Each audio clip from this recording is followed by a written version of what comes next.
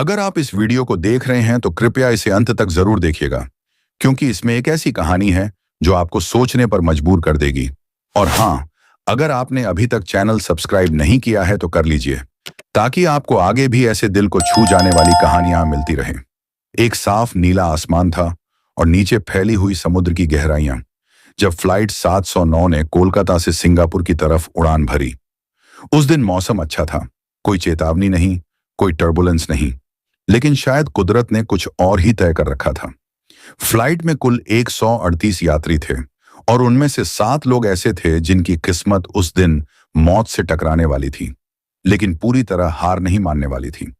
इन 7 लोगों में शामिल थे एक नन्ही 6 साल की बच्ची अमृता, उसकी मां स्नेहा, एक फोटोग्राफर नील, एक बंगलोर का सॉफ्टवेयर इंजीनियर सूरज, एक बुजुर्ग टीचर श्रीमान घोष, एक स्टूडेंट प्रिया और एक wild life rescue worker Aditya.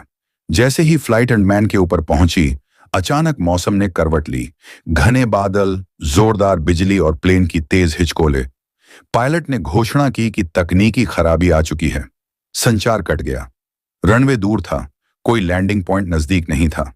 कुछ ही मिनटों में प्लेन समुद्र के ऊपर एक तेज धमाके के साथ फट गया और टुकड़ों में बिखर गया। बहुत से लोग समुद्र में समा गए, लेकिन किस्मत से 7 लोग किसी तरह तैरते तैरते एक टापू तक पहुंच गए। वह टापू एकदम वीरान था, जंगल से भरा, कोई इंसानी निशान नहीं, बस दूर दूर तक लहरों की आवाज और पेड़ों की सरसराहट। पहले दिन की शुरुआत आशंका और खामोशी से हुई। कोई कुछ नहीं बोल रहा था, सबके चेहरे पर दहशत थी। सूरज और आदित्य ने तिनके, लकड़ी और चट्टानों की मदद से एक अस्थायी छाया बनाई जहां सब एक साथ बैठ सके। अमृता बिना बोले मां के सीने से चिपकी थी और स्नेहा उसे सहला रही थी, खुद भी कांपते हुए। नील ने अपनी जेब से एक छोटी सी पॉकेट लाइट और वाटरप्रूफ बैग में कुछ बचे खाने के पैकेट निकाले। सबने मिलकर उन्हें आपस में बांटा। उन्हें नहीं पता था कि अगला खाना कब मिलेगा। पानी की तलाश शुरू हुई। जंगल के भीतर जाकर आदित्य और प्रिया ने एक जगह पानी की हल्की बहती धारा देखी। फिल्टर करने के लिए कुछ नहीं था, लेकिन प्यास ने मजबूर किया। धीरे धीरे टापू उनके लिए एक जेल जैसा लगने लगा, लेकिन फिर भी जिंदा रहने की चाह ने उन्हें आगे बढ़ने पर मजबूर किया। आदित्य को वाइल्ड लाइफ की समझ थी। उसने पहचान लिया कि कौन से पौधे जहरीले नहीं हैं। उसने सिखाया कि कैसे फलों को पहचानें और आग जलाने के लिए लकड़ियों की किस दिशा में रगड़ करनी होती है। सूरज ने अपने प्रोग्रामर वाले दिमाग से बांस और रसीले पौधों से एक वाटर कैचिंग सिस्टम बनाया, जिससे बारिश का पानी जमा हो सके। नील ने पेड़ों की छाल से कपड़े और छत बनाने में मदद की। दिन बीतते गए, महीनों में बदले। स्नेहा की तबीयत खराब होने लगी, लेकिन अमृता के लिए उसने खुद को जिंदा रखा। प्रिया ने उसे पत्तों से बनी दवा दी जो आदित्य ने बनाई थी। श्रीमान घोष सबसे बूढ़े थे, लेकिन सबसे शांत और समझदार। उन्होंने हर रात बच्चों को कहानियां सुनाई ताकि डर और अकेलापन थोड़ा कम हो सके। धीरे धीरे ये 7 एक परिवार बन गए। उन्हें यह समझ आ चुका था कि शायद अब कोई बचाने नहीं आएगा और उन्हें यहीं रहना होगा। 1 साल गुजर गया। अब वे उस टापू की हर आवाज को पहचानते थे। कौन सा पेड़ कब फल देगा, किस समय पर पक्षियों की आवाज से तूफान का अंदेशा होता है, कैसे कछुए अंडे देने आते हैं, ये सब उनकी जानकारी में था। उन्होंने समुद्र के पास पत्थरों से एक बड़ा हेल्प का निशान बनाया, लेकिन कोई जहाज उस रूट से नहीं गुजरता था। फिर भी हर सुबह आदित्य पहाड़ी पर जाकर देखता, क्या कहीं कोई धुआं, कोई आवाज, कोई संकेत। हर दिन निराश लौट आता। दूसरे साल में रिश्ते और गहरे हो गए। सूरज और प्रिया के बीच एक खास रिश्ता बन चुका था। एक दूसरे की आंखों में उम्मीद ढूंढने लगे थे। अमृता अब बोलने लगी थी, पेड़ों पर चढ़ना सीख गई थी और सबके लिए मुस्कुराहट का कारण बन गई थी। श्रीमान घोष के बाल अब बिल्कुल सफेद हो चुके थे, लेकिन उनकी आंखों में ज्ञान और अनुभव की चमक बढ़ती जा रही थी।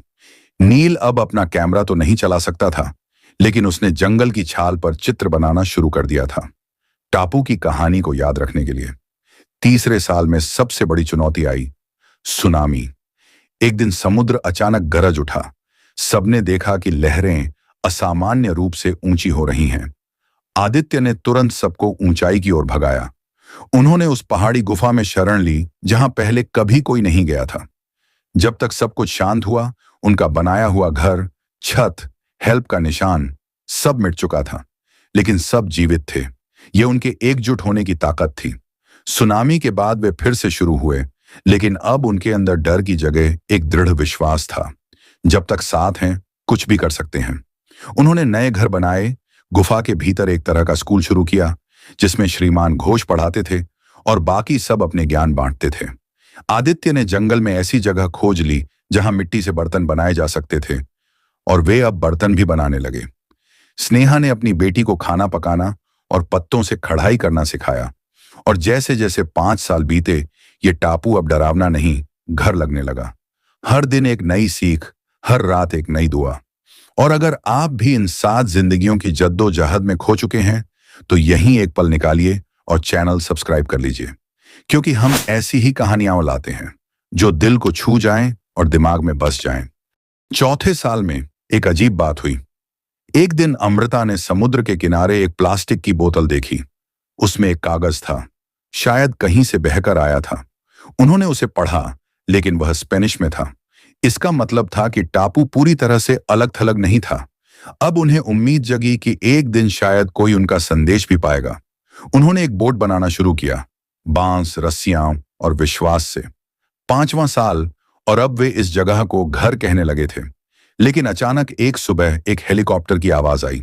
सबने देखा, नीचे से धुआं उठ रहा था और पहाड़ी से सूरज ने अपने कपड़ों को लहराते हुए इशारा किया। वह एक मौसम अनुसंधान हेलीकॉप्टर था जो सामान्य पेट्रोलिंग पर था। उन्होंने हेल्प का नया निशान देखा और नीचे उतरकर सबको देखा। पहले तो उन्हें यकीन ही नहीं हुआ कि ये लोग 5 साल से जिंदा हैं।